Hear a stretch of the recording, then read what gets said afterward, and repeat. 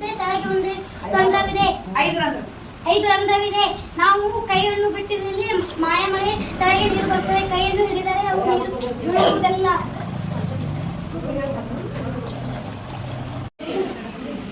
ತೋಟದಲ್ಲಿ ನೀರನ್ನು ತೆಗೆದುಕೊಂಡಿದ್ದೇವೆ. ಒಂದು ಮಾಧ್ಯಮದಿಂದ ಮತ್ತೊಂದು ಮಾಧ್ಯಮಕ್ಕೆ ಹೋಗಬೇಕು. ತನ್ನ ದಿಕ್ಕನ್ನು ಬದಲಿಸುತ್ತದೆ.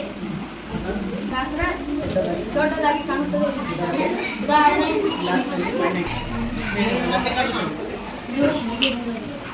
ಇದು ಮೇಲೆ ಬಂದ ಹಾಗೆ ಕಾಣುತ್ತದೆ.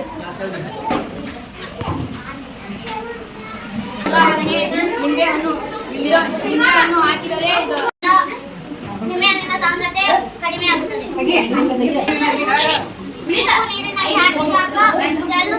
ಹೋಗುತ್ತದೆ. ಇದು ಗಾಳಿಗೆ ಒತ್ತಡವಿದೆ ಎಂದು ತೋರಿಸುತ್ತದೆ.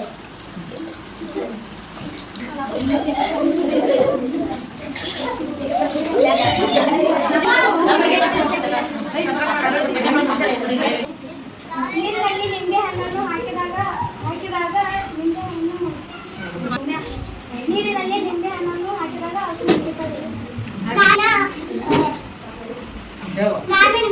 ಕಾರಣ ನಿಂಬೆ ಹಣ್ಣಿನ ಸಾಂದ್ರತೆ ನೀರಿಗೆ ಉಪ್ಪನ್ನು ಸೇರಿಸಿದ ಗಾಜಿನ ಲೋಟದಲ್ಲಿ ಪೆನ್ಸಿಲ್ ಹಾಕುತ್ತೇವೆ. ಇದು ವಿವಿಧ ಹಾಗೆ ಕಾಣಿಸುತ್ತದೆ.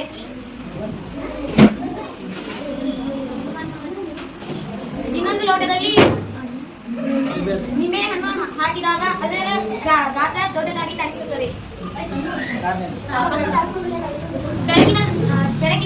ಬೆಳಕಿನ ಒಂದು ಸಾಂದ್ರತೆಯನ್ನು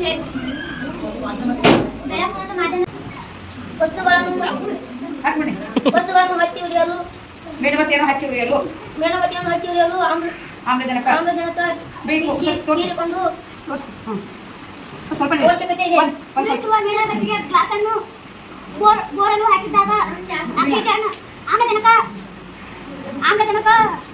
ಪೂರೈಕೆ ಮಾಡಬೇಕು. ಮೇಣಬತ್ತಿ ನೋಡಿ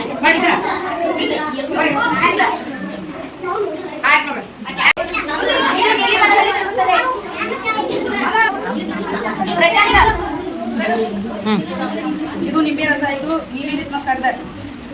ಇದನ್ನು ನಿಂಬೆ ರಸದಲ್ಲಿ ಎಂದರೆ ಇದು ಆಮ್ಲಕ್ಕೆ ತಿರುಗುತ್ತದೆ. ಕೆಂಪು ಬಣ್ಣವನ್ನು ತಿರುಗುತ್ತದೆ. ಏನು ಹೊಂದಿರುತ್ತದೆ.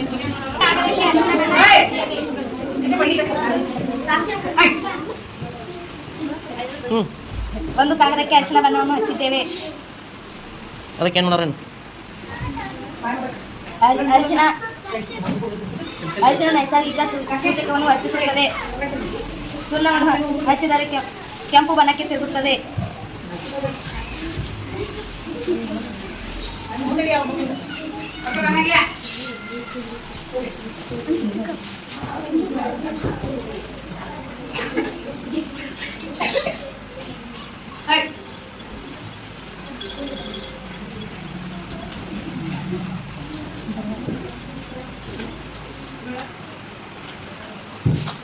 ಕೆಂಪು